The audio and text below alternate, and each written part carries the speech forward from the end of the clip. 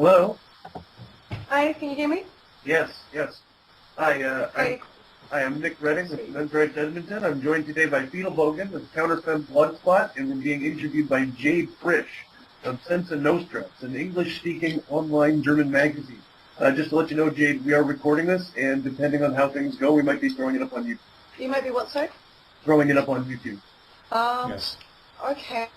I don't know how I feel about that. Oh, okay. Well, we are recording the interview. We always record the interviews that we do. I'm recording it on YouTube, but how can we put it up on YouTube? Well, if it's good, if we like it. Okay, well, I guess there's that. So tell me about yourselves then. About your background and where you're from and what you're doing at the moment. Well, I'm from I was raised super left-wing, and I got involved in the community in my neighborhood, and that's when I started interacting with feminists, and I started having a problem with them, and I actually went online to look for anybody who was being called a misogynist or anybody who was anti-feminist, just to see if there was anybody else who had seen the same things that I had, and it turned out there was a huge community. So that's why I started Men's Rights Edmonton, to create sort of a local, to bring the men's movement into an offline space, because so much of it is offline. So that's what I'm doing. Cool. And when did you first feel the things the feminists were saying were ridiculous or victimizing a man? We're ridiculous at which? When did you start feeling that they victimized you as a man, or that they need to have counter-arguments put out in the open? Well, it wasn't me specifically. It was a friend of mine who had, he was living with a bunch of the guys who were in the feminist community, and he made up with one of their girlfriends one night, and so the guy whose girlfriend cheated on him decided that my friend had gotten this girl drunk and taken advantage of her, and he told all the guys, and they all implicitly believed it without even talking to him, and they threw him out of the house.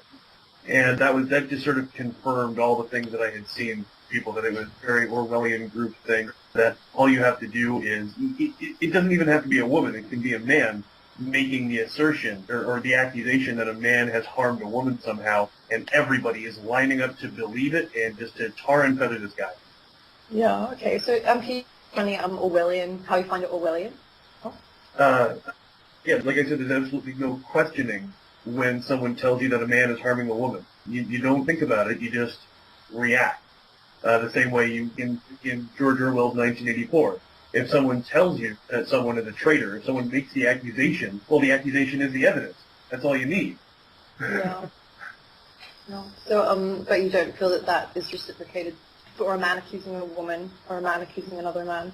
No, if a man accuses another man, well, it's not just, it's about that particular crime. If someone gets accused of murder or theft, people are like, okay, do we have the evidence? Can we prove that he's actually guilty of this? But in cases of domestic violence or sexual assault or even just unwanted comments or anything like that, people don't even want to consider whether or not the accusation is accurate. They just want to believe it, and they want to act on it in the harshest way possible. Are there any other issues like that you feel are particularly in favor of women? Or is that the main example you'd cite? Well, there's the fact that in Canada, anyway, women have all the legal rights that men do, plus 2 more. There are 2 legal rights that Canadian women have that men do not. I beg your pardon? There are 2 legal rights that Canadian women have that Canadian men do not. What are those? The right to genital integrity and the right to legal paternal surrender. Okay. Now, by genital integrity, I mean in 1997, Section 268 of the Criminal Code of Canada, it was it's the part covering assault, and it was changed to prohibit female genital mutilation. And I think that's good. I think it's good that girls are being protected. But what isn't good is that it's only protecting girls. That's illegal to have a law. First of all, it's illegal to have a law that favors one gender. And secondly, there are all kinds of terrible things associated with male circumcision as well. I'm not going to get into the argument over which one is worse. Well, I might. But it doesn't matter which one is worse. It's pretty bad, and sometimes babies can die from it. I mean, I don't see why we wouldn't have a law protecting male infants as well, unless boys just don't matter as much. You're talking about the lives of infants, and people just don't care. They don't care. Before I did the men's rights stuff, I was just an activist. That's it. I was just working on male circumcision. And I stood on a street corner in a shirt that said, "Foreskins are awesome." And we handed out literature about all the possible trauma that can come from infant circumcision. And if you want to see people do mental gymnastics to not give a fuck about an infant, tell them it's a boy. Tell them it's a boy. They won't care. What sort of literature do you draw on? What sort of literature do I draw on? Yeah, for the ideas of your movement, and specifically the, to oppose male circumcision.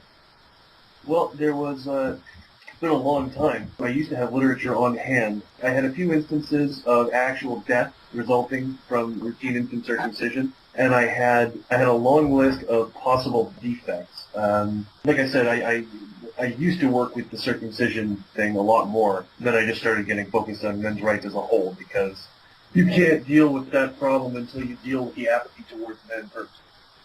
Yeah. Do you believe that there are any things in society where women don't have equal rights to men, as in like where women have lesser rights than a man would? Nope. I can't think of a single right that a woman does not have that a man does. Are you speaking legally or in terms of how society, portrays genders and roles? Well, if the way society portrays genders and norms isn't a question of rights, right? Mm-hmm. When people ask me why I'm a men's rights activist, I have two legal rights that I can point to. Like I said, the legal paternal surrender and genital integrity. But there are all kinds of other issues surrounding men that are not a question of right. Okay. Do you think that the historical feminist movement has had any necessity, any worth that it had to happen, or do you think that it was put in place to victimize men? I don't think it was put in place to victimize men. I don't think that's the express purpose. I think it's just a byproduct. I think the historical women's movement was put in place to increase the power of women, to be very succinct about it. Yeah. Why do you think that? Well, can you make the case that feminism is not about increasing the power of women?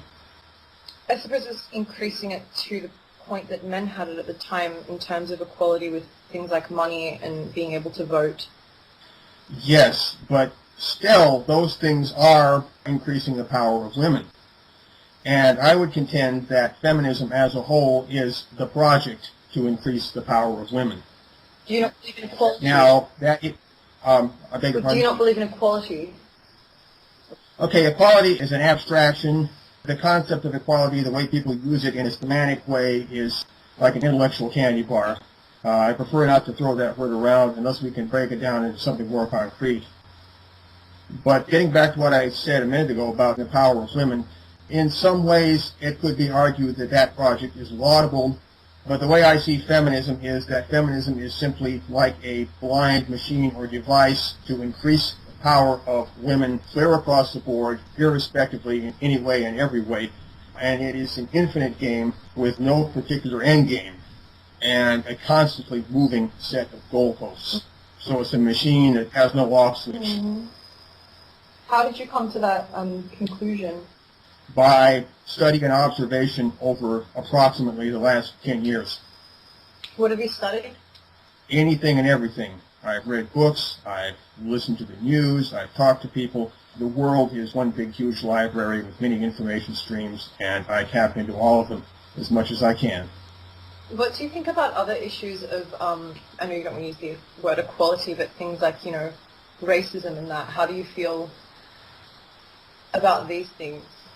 Racism is not an issue which is germane to the present discussion. The present discussion is about feminism and, more broadly, men and women, but racism just doesn't factor into it.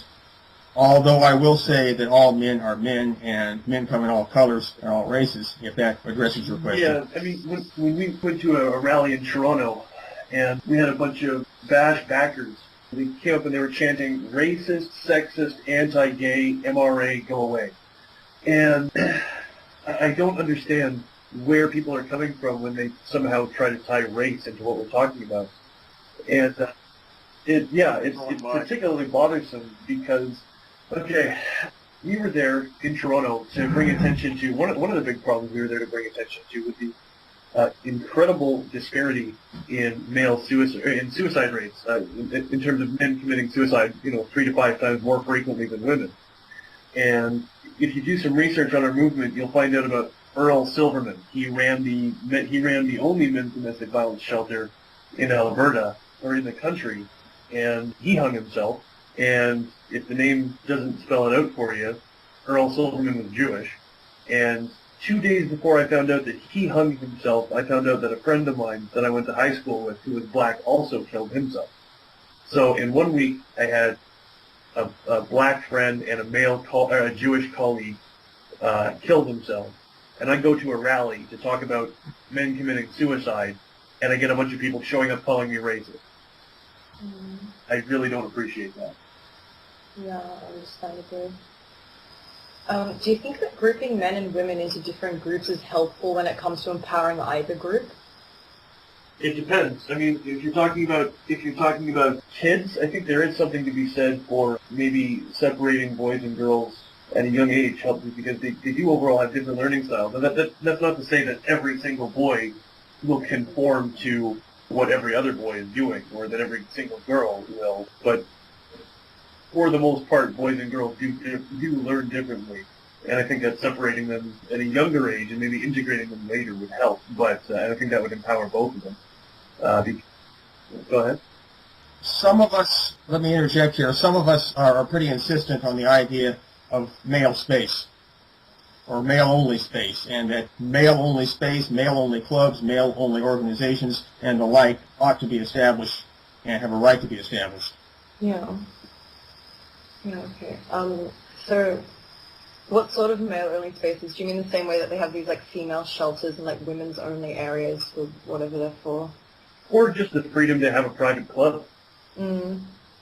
The principle, the concept of it by itself, and the exact form, well, that can take many forms. Mm. But establishing the principle of male space as an honored cultural idea, that's where it all starts. Can you tell me more about the kind of activism you do, how you try and get your message across? Apart from videos, of course, but, on the website, but are there other ways that you... Yeah, we put up posters. I mean, I'm sure you heard of Don't Be That Girl. Yeah. We do that. Basically, we don't have that many resources and a whole lot of manpower, so we rely on feminists to be what we know them to be. People who freak out over nothing and gossip about it, and they love to talk about the people they hate. So I go out there and I do everything I can to be hated by them, and they freak out, and that gets us in the news. Sure. Works like a charm. How many people are involved in your organization? Well, it's, again, whether or not it's even an organization is tenuous, because we're not all that organized. Do you mean his own organization there in Edmonton, or just the movement as a whole? Yeah, I suppose the movement as a whole would be hard to say, just in Edmonton then. Well, just in Edmonton, again, there are people who they are concerned about the things that are happening to men, but they don't appreciate our tactics or our very strong anti-feminist stance, so they like to be distanced from us. But there are some people, because there are other groups that try to deal with things without being anti-feminist. But there are some people in those groups that kind of bleed over, they sympathize with us.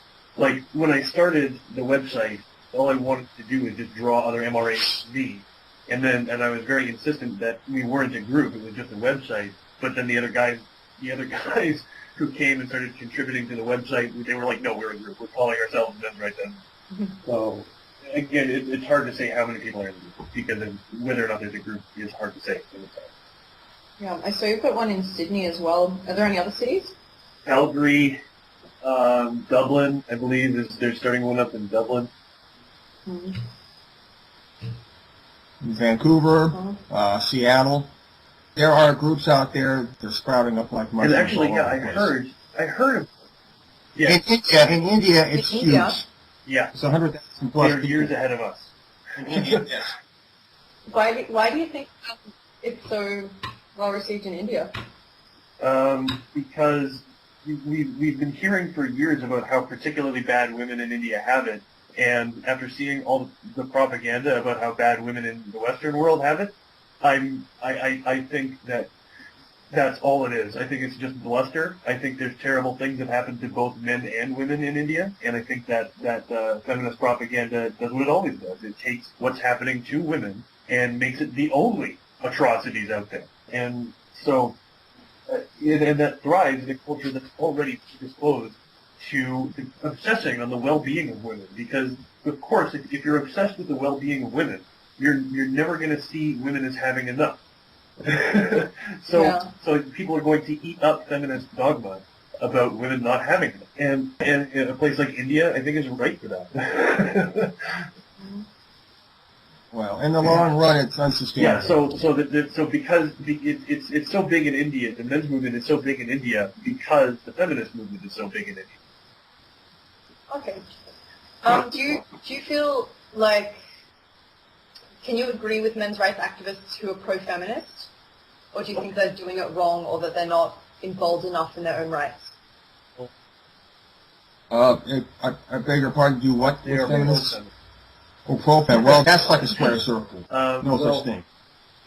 I can't think of any pro-feminist MRAs who are doing a lot, really. They're, the closest I could think of would be like things like White Ribbon and Good Pen Project, but they are decidedly not men's rights activists. They hate the term men's rights. They are feminist organizations, right? Yeah, too. but they're male-oriented. Well, but feminist nonetheless. Do you think you can't identify somewhat with feminist thought without being a feminist? By definition, no. Yeah, I mean, if someone identified with racism, I'd call them a racist. But I mean, aren't there parts of it that you can think have merit, and other parts that you might think are complete bullshit, and not necessarily be? Which part might I think has merit? I don't know, none, I suppose. But I mean, some men's rights activists do. Well, again, when it comes to equality, again, like Fidelbogen said, it's a word that becomes saturated to the point that it means nothing, and it's, this big nothing word is the center of their platform. I read through Sensa Nostra. I read Crying Out Loud. I read that several times actually, and that whole thing I just find unbelievably, again, straight out. It reminded me of Andrea Dworkin. It reminded me of 1984. Again, to bring it back to being Orwellian. That was straight out of the Ministry of Love, man. That was scary. Yeah.